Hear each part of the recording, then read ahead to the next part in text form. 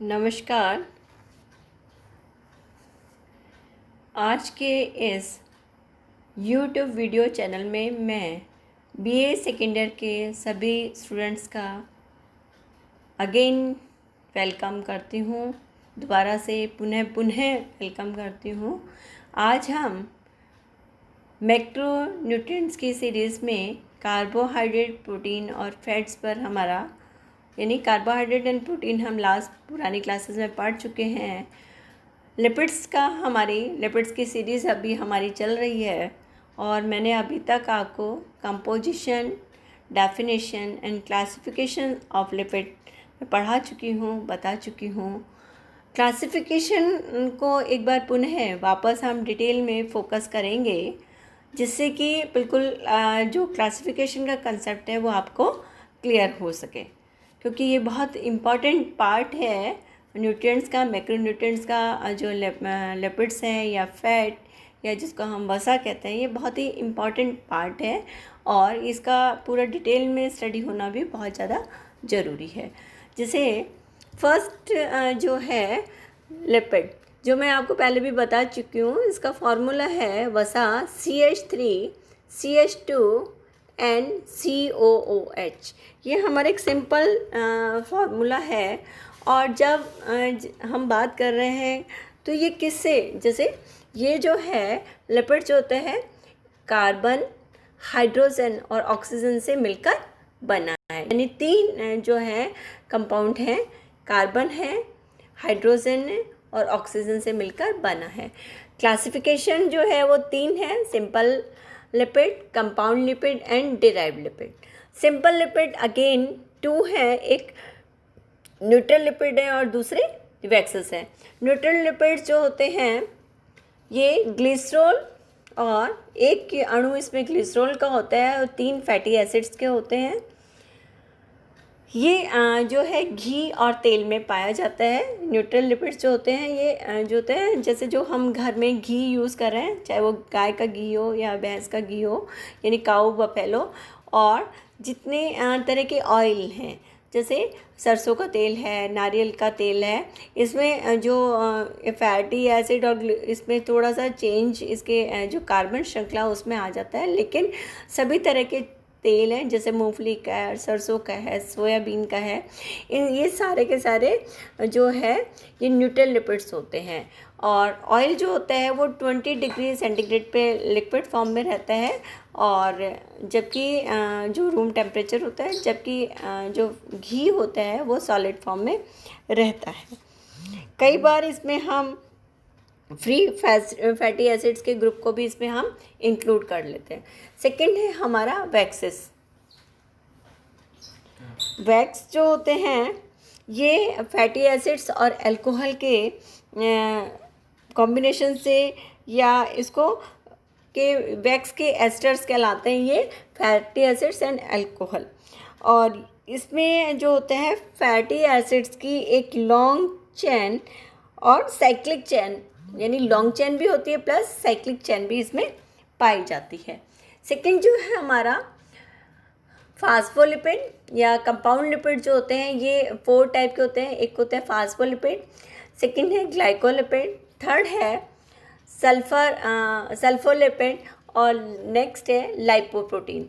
जो फास्फोलिपिड्स होते हैं ये फैटी एसिड, ग्लिसरॉल के साथ साथ फास्फोरिक एसिड व कुछ मात्रा में नाइट्रोजन बेसिस भी इसमें पाया जाता है।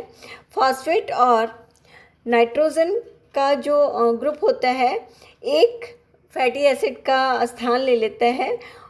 इस तरह से ये, यानी एक जो है इनमें से कोई भी एक चीज़ जो होती है, ये तो फॉस्फेट या नाइट्रोजन ग्रुप जो होता है वो क्या करता है, एक फैटी एसिड का स्थान ले लेगा। तो इस तरह से ये फास्फोलिपिड बनता है। ग्लाइकोलिपिड जो होता है वो जो है फैटी एसिड, ग्लिसरॉल और कार्बोहाइड्रेट के ग्रुप से, यानी फैटी एसिड, ग्लिसरॉल और कार्बोहाइड्रेट के ग्रुप से मिलकर बना होता है। नेक्स्ट है सल्फोलिपिड्स। सल्फोलिपिड्स जो होते हैं ये फैटी एसिड्स और ग्लिसरॉल के साथ साथ सल्फ्यूरिक एसिड से मिलकर बने होते हैं इसमें, लेकिन कुछ मात्रा में शुगर की भी पाई जाती है, यानी थोड़ा सा जो पार्ट होता है इसमें शुगर का भी होता है इसके साथ साथ में। नेक्स्ट है लिपोप्रोटीन्स। लिपोप्रोटीन्स जो होते हैं इसमें भी फैटी एसिड, ग्लिसरॉल और प्रोटीन होता है, यानी जो भी हमारा, जब हम देख रहे हैं इसमें कंपाउंड लिपिड्स के जो क्लासिफिकेशन में या जो फैट, इसमें फैटी एसिड, ग्लिसरॉल और उसके, यानी ये बड़े कॉमन जो सब्सटेंस है, इसके साथ में ही, जैसे किसी में कार्बोहाइड्रेट है, किसी में शुगर है, किसी में प्रोटीन है, तो इस तरह से अलग अलग ये एक एक जो है ग्रुप उनका चेंज होता जा रहा है। अब हम ये देख रहे हैं कि फास्फोलिपिड जो होते हैं वो कहाँ पाए जाते हैं।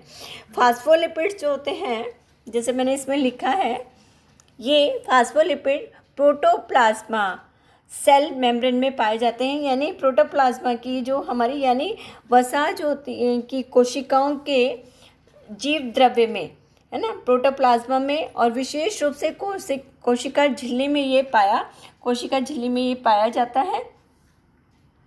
और ये जो दो उसमें रहता है, एक तो लेसिथिन और दूसरा होता है सेफेलिन, यानी दो उसमें पाया जाता है। नेक्स्ट है ग्लाइकोलिपिड। ग्लाइकोलिपिड जो होता है, मैंने अभी आपको बताया, फैटी एसिड, ग्लिसरॉल और कार्बोहाइड्रेट से मिलकर बना है, लेकिन ये जो है ब्रेन के सेरिब्रोसाइट्स में पाया जाता है। और दूसरा गैंग्लियोसाइट्स जो होती हैं, ये जो हमारी जो नाड़ियाँ जो होती हैं उसमें ये पाया जाता है। नेक्स्ट है सल्फोलिपिड जो होते हैं, ये फैटी एसिड, ग्लिसरॉल और सल्फ्यूरिक एसिड से मिलकर जो है किसे, fatty acid, glycerol and sulphuric acid से बना होता है। ये भी एक बहुत इम्पॉर्टेंट होता है। नेक्स्ट है लाइपोप्रोटीन। मैंने अभी इसमें भी आपको पहले भी बताया था, फैटी एसिड, ग्लिसरॉल, प्रोटीन के कॉम्बिनेशन से बना है। नेक्स्ट है हमारा डिराइव लिपिड्स। डिराइव लिपिड्स जो होते हैं, इनको हम थ्री सब क्लासिफिकेशन है, फैटी एसिड्स, वसी अम्ल, ग्लिसरॉल और नेक्स्ट है स्टेरॉल्स। फैटी एसिड्स जो होते हैं वो दो तरह के होते हैं, एक होता है सैचुरेटेड फैटी एसिड्स और दूसरा होता है अनसैचुरेटेड फैटी एसिड्स।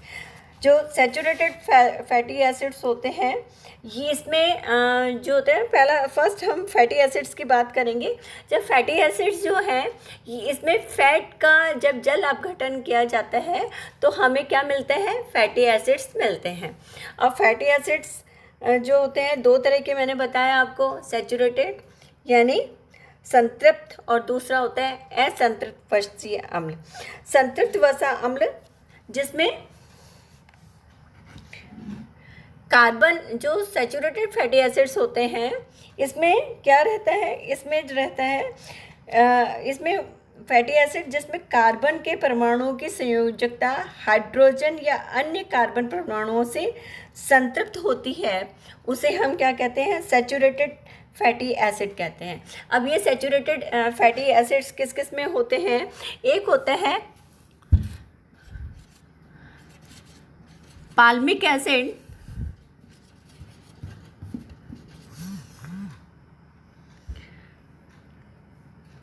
एक होता है स्टेरिक एसिड,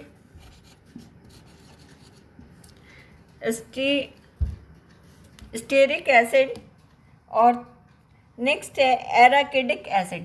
तीन चीज़ों में पाया जाता है, एक तो ये आमिक एसिड है ना, या पामेटिक एसिड, सेकेंड है स्टेरिक एसिड और थर्ड है एराकिडिक एसिड।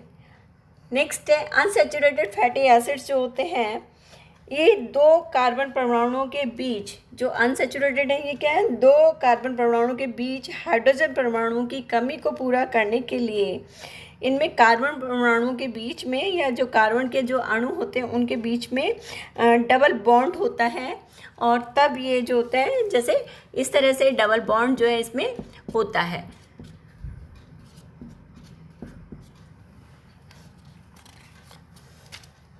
ये भी कई तरह के होते हैं। एक होता है मोनो अनसैचुरेटेड फैटी एसिड, ये ऑलिक एसिड में पाया जाता है, ऑलिक एसिड में पाया जाता है। सेकंड है डाई अनसैचुरेटेड फैटी एसिड, ये लिनोनिक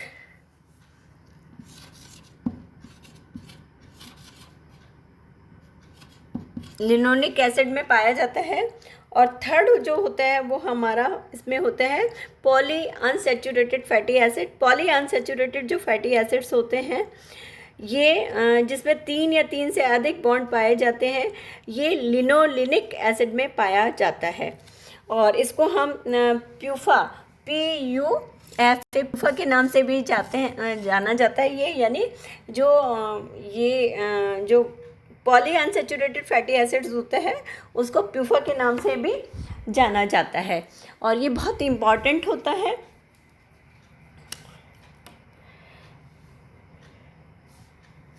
इसके अलावा कुछ जो होते हैं ये जो है हमारा बहुत इम्पॉर्टेंट है।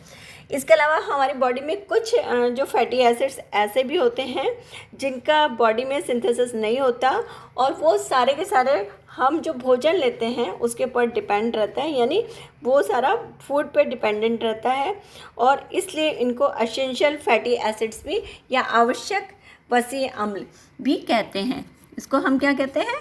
आवश्यक वसीय अम्ल के नाम से भी जाना जाता है।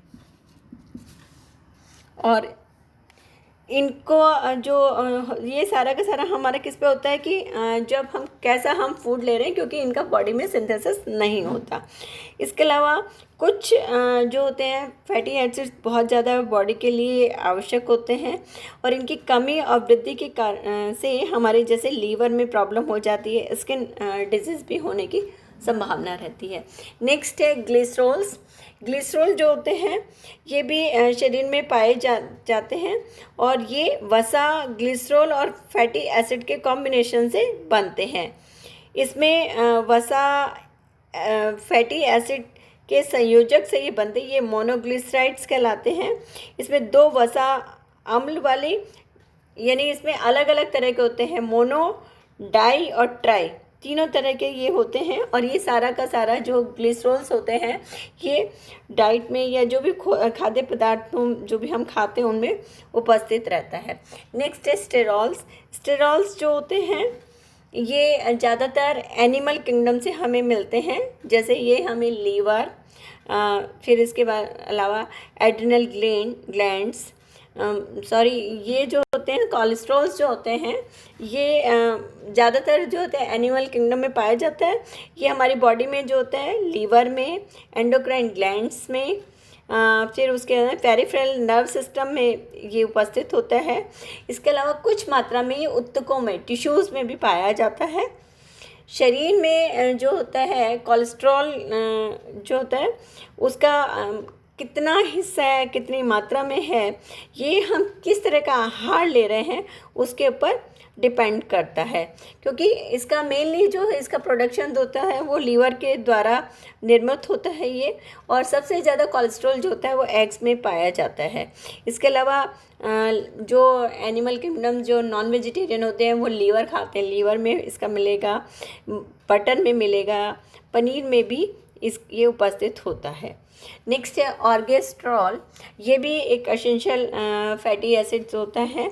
ये जो होता है फंगी, ईस्ट में पाया जाता है। इसके अलावा ये हमारी बॉडी की जो स्किन होती है, स्किन के नीचे ही उपस्थित रहता है और जैसे ही सनलाइट इसमें पड़ती है, अल्ट्रावायलेट रेज इस पर पड़ती हैं, तो ये विटामिन डी में कन्वर्ट हो जाता है।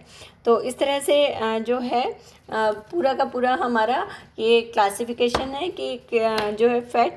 एक और जो चीज़ सबसे इम्पॉर्टेंट है, कोलेस्ट्रॉल बॉडी में कितना होना चाहिए, ये 150 to 250 मिलीग्राम पर 100 मिलीलीटर जो है ब्लड में ये होता है। और यदि बॉडी में कोलेस्ट्रॉल की मात्रा अधिक हो जाती है तो ये हमारी धमनियों में जमने लगता है, उसका स्पेसिंग कम कर देता है और जब स्पेसिंग कम होती है तो ब्लड का फ्लो कम मात्रा में होने लग जाता है। तो ये हमारे लिए बहुत इम्पॉर्टेंट है। नेक्स्ट हम फंक्शंस और सोर्सेज को हम और पढ़ेंगे नेक्स्ट क्लास में। Thank you.